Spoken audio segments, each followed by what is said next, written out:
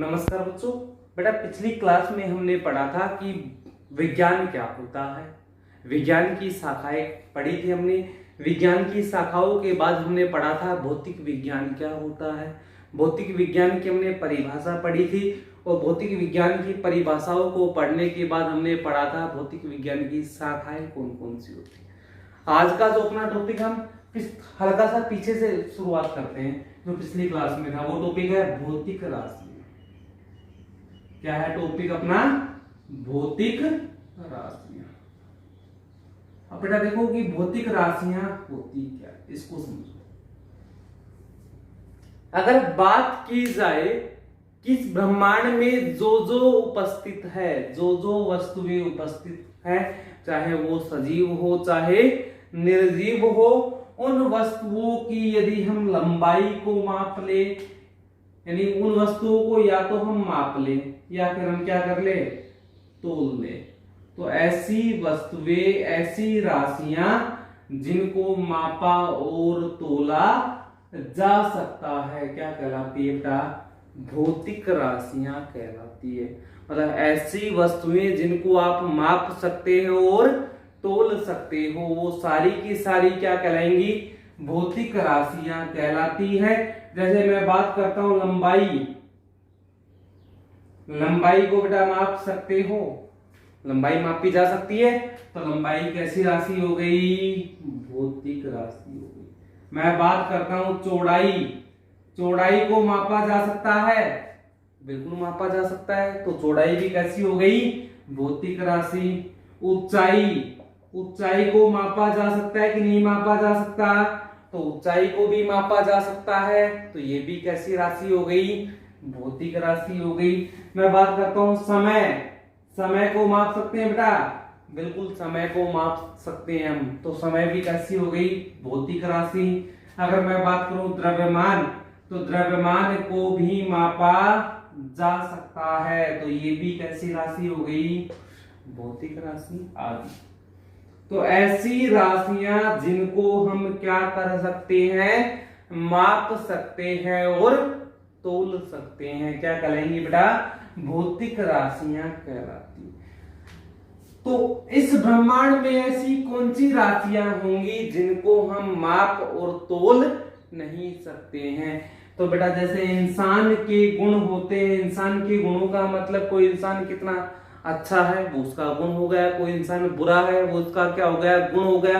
तो आप ये थोड़ी बता सकते हो कि कोई इंसान कितना अच्छा है या कितना बुरा, उसको मापा जा सकता है कि अच्छाई को और बुराई को? नहीं माप सकते। तो बेटा जिस प्रकार से इंसान के गुण होते हैं उसी प्रकार से वस्तुओं के भी क्या होते हैं? गुण होते हैं, और वस्तुओं के गुणों को आप माप और तोल नहीं सकते हो। तो वस्तुओं के गुण,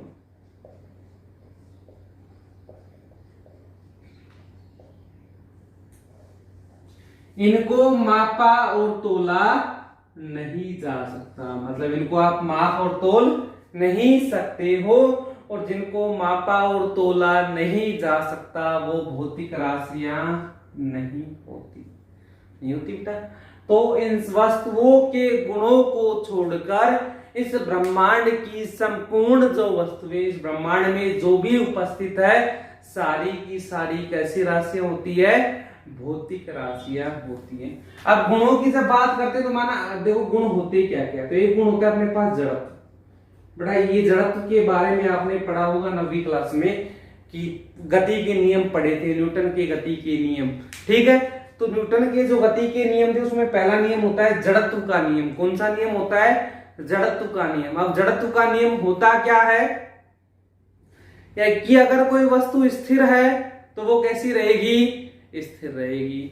अगर वो गतिशील है, धीरे धीरे या तेज एक नियत वेग से गति कर रही है, तो वो कैसी रहेगी? गतिशील रहेगी। कब तक?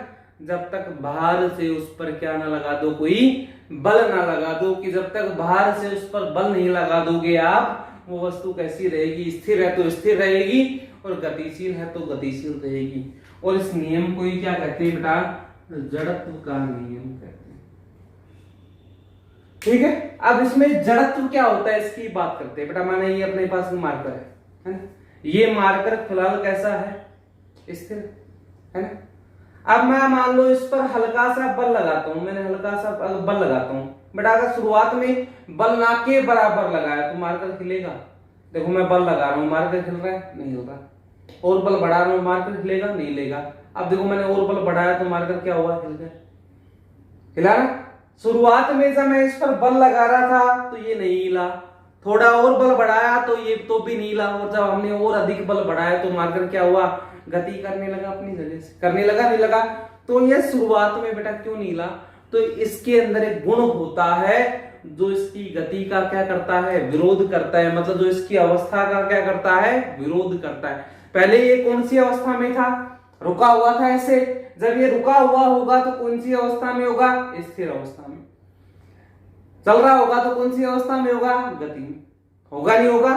तो ये रुका हुआ था मतलब कौन सी अवस्था में था, स्थिर अवस्था में। जब मैं इस पर बल लगाऊंगा मतलब इसकी अवस्था को बदलूंगा, बल लगाऊंगा तो इसको गति करवा रहा हूं मैं, तो मतलब इसकी अवस्था को एक अवस्था से किस में बदलूंगा, दूसरी अवस्था में। और जब ये एक अवस्था से दूसरी अवस्था में जाएगा तो उसके बीच में जब हम बल लगाते हैं तो उस बल का विरोध होता है बेटा। और वो विरोध कौन करता है, ये जड़त्व विरोध करता है। जड़त्व उसका क्या करता है, विरोध करता है। तो जड़त्व एक ऐसा गुण होता है जो वस्तु की स्थिति में परिवर्तन का क्या करता है, विरोध करता है, यानी कि उसकी स्थिति को परिवर्तित नहीं होने देता। अगर वस्तु स्थिर है तो उसको स्थिर रखने का प्रयास करेगा, अगर वस्तु गतिशील है तो उसको कैसा रखने का प्रयास करेगा, गतिशील रखने का प्रयास करेगा। और ये गुण क्या कहलाता है बेटा, जड़त्व कहलाता है। कौन सा गुण कहलाता है, ये जड़त्व कहलाता है। तो बस गुण एक ऐसी राशियां होती हैं जिनको आप माप और तोल नहीं सकते हो, और जिनको मापा और तोला नहीं जा सकता बेटा वो भौतिक राशि नहीं होती है। तो ऐसी राशियां जिनको मापा और तोला गया वो तो भौतिक राशि, और इसके अलावा जो बच गए वो गुण होते हैं जो कि भौतिक राशि नहीं होते हैं। अब बात करते हैं बेटा भौतिक राशियों के प्रकार। तो भौतिक जो राशियां होती हैं वो दो प्रकार की होती है। कितने प्रकार की होती है, दो प्रकार, ठीक है। तो ये हो गया अपना टॉपिक भौतिक राशियों के प्रकार। भौतिक राशियों के प्रकार। और भौतिक राशियों के जो प्रकार होते हैं, कितने प्रकार की होती है भौतिक राशियां, तो भौतिक राशियां अपने पास दो प्रकार की होती है। और दो प्रकार कौन कौन से होते हैं, एक तो होती है मूल राशि। कौन सी होती है, एक मूल राशि, और दूसरी कौन सी होती है, तो दूसरी होती है व्युत्पन्न राशि। ये दो प्रकार होते हैं। किनके होते हैं दो प्रकार, ये भौतिक राशियों की। एक तो होती है मूल राशि और दूसरी कौन सी होती है, व्युत्पन्न राशि। तो बेटा आज हम पढ़ेंगे कि मूल राशियां क्या होती है और व्युत्पन्न राशियां क्या होती है। तो सबसे पहले बात करते हैं, पहली वाली अपनी कौन सी आएगी, पहली जो अपने पास है वो है मूल राशि। नंबर फर्स्ट हो गया मूल राशि। देखो बेटा समझो, मूल राशि होती है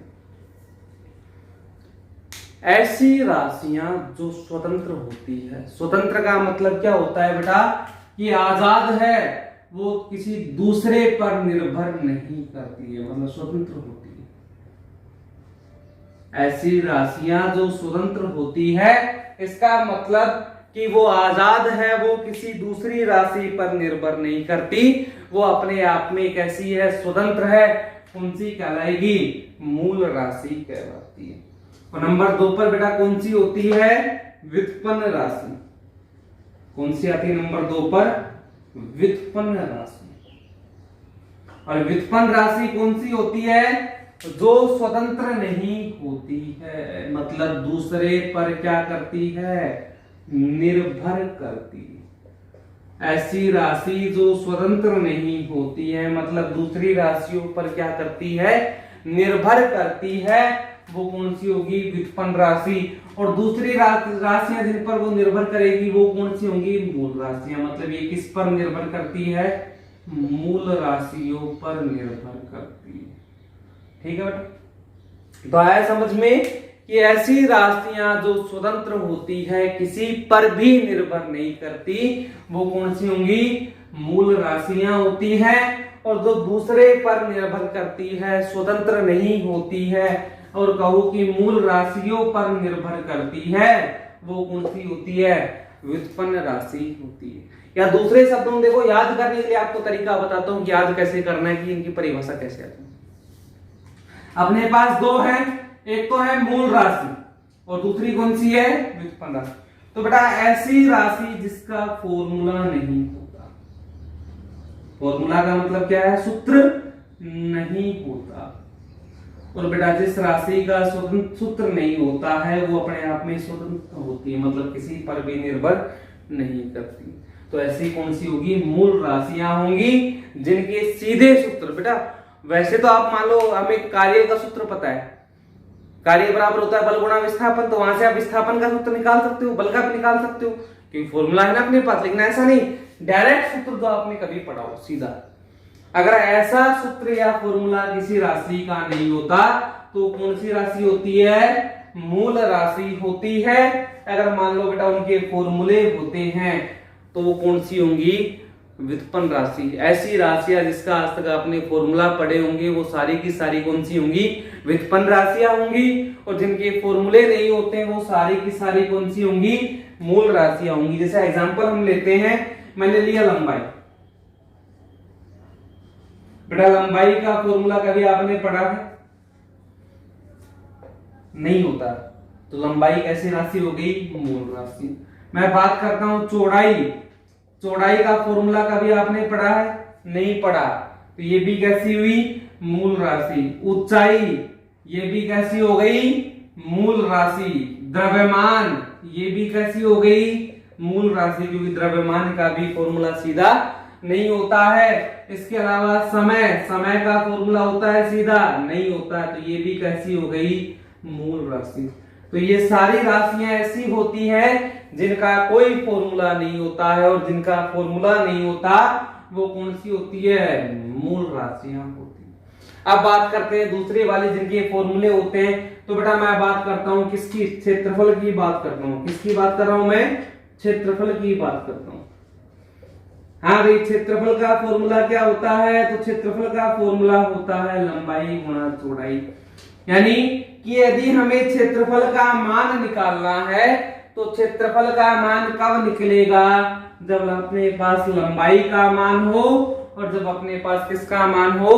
चौड़ाई का मान हो। बिना लंबाई और चौड़ाई में से अगर मान लो अपने पास कोई भी एक भी मान नहीं, या तो वो लंबाई का नहीं है या फिर किसका नहीं है? चौड़ाई का नहीं है, तो ऐसी स्थिति में बेटा आप इनका फॉर्मूला निकाल सकते हो, क्षेत्रफल निकाल सकते हो? नहीं निकलेगा। क्यों?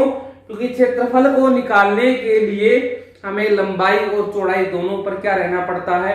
निर्भर रहना पड़ता है। और मैंने अभी अभी आपको बताया था वे राशियां जो निर्भर रहती हैं किस पर? दूसरी राशियों पर, वो कौन सी कहलाती है? व्युत्पन्न राशि। तो ये बेटा क्षेत्रफल कैसी राशि हो गई? ये हो गई व्युत्पन्न राशि। हो गई। अगर मैं बात करता हूं इसके बाद अगला एग्जांपल तो हम लेते हैं, एक एग्जांपल और लेते। देखो अगला एग्जांपल मैंने लिया आयतन। आयतन का बेटा फॉर्मूला क्या होगा? तो आयतन का होता है लंबाई गुणा चौड़ाई गुणा ऊंचाई। यानी कि हमें आयतन का मान निकालने के लिए किस किस की आवश्यकता है? तो हमें लंबाई की आवश्यकता है, चौड़ाई की है और ऊंचाई। अगर इनमें से एक मान भी अपने पास नहीं है तो आप आयतन निकाल सकते हो? नहीं निकलेगा आयतन। इसका मतलब आयतन कब निकलेगा? जब लंबाई हो, चौड़ाई हो और क्या हो? ऊंचाई हो। है कि नहीं है? मतलब आयतन निकालने के लिए हमें लंबाई, चौड़ाई और ऊंचाई पर क्या रहना पड़ता है? निर्भर रहना पड़ता है। और जो निर्भर रहती है वो कौन सी राशि हो गई? व्युत्पन्न राशि। देखो बेटा अभी तक जो फॉर्मूले नहीं आ रहे थे, मतलब जैसी राशियां जिनके फॉर्मूले नहीं थे वो सारी की सारी कौन सी थी? मूल राशियां थी नहीं थी। लेकिन यहाँ पर अब उनके फॉर्मूले आ रहे हैं, तो जो फॉर्मूले आएंगे, जिस राशि का फॉर्मूला होगा, सूत्र होगा, वो हमेशा दूसरे पर निर्भर करेगी और वो हमेशा कौन सी होगी? व्युत्पन्न राशि होगी। आया समझ में? तो परिभाषा मैंने आपको दो प्रकार से बता दी कि ऐसी राशियां जो स्वतंत्र होती है, किसी पर भी निर्भर नहीं करती, कौन सी होती है? मूल राशियां होती है। और वे राशियां जो स्वतंत्र नहीं होती, मतलब दूसरे ऊपर निर्भर करती है, और दूसरे में किस पर करती है, मूल राशियों पर निर्भर करती है, कौन सी कहलाएंगी, व्युत्पन्न राशियां कहलाती है। या दूसरे शब्दों में जिनका कोई फॉर्मूला नहीं होता, जिनका कोई सूत्र नहीं होता, वो सारी की सारी स्वतंत्र राशियां होती हैं, और वो कौन सी होती है, मूल राशियां। और जिनके फॉर्मूले होते हैं वो हमेशा सूत्र जिनका होगा वो सूत्र पर निर्भर करती है, तो वो कौन सी होती है, व्युत्पन्न राशि। ठीक है बेटा, ये अपनी भौतिक राशियां खत्म हो गई। अगला जो अपना टॉपिक है वो है मात्रक। क्या अगला टॉपिक अपना, मात्रक। अब देखो मात्रक होता क्या है, अगर मैं बात करता हूं मात्रक,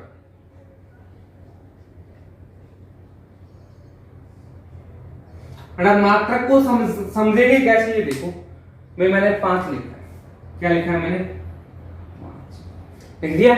इस 5 से पता चलेगा ये 5 है क्या, चल रहा है पता, नहीं चलता बेटा। ये केवल एक आंकिक मानिक संख्या है 5, इससे पता नहीं चलता। अगर मैं इस 5 के आगे मीटर लगा दूं, क्या लगा दूं, 5 के आगे मैं लगा दिया मीटर, अब ये क्या बन गया, लंबाई। क्या हो गया, अब ये लंबाई बन गया, और लंबाई को मापा जा सकता है, तो लंबाई कैसी राशि हो गई, भौतिक राशि हो गई। ठीक है।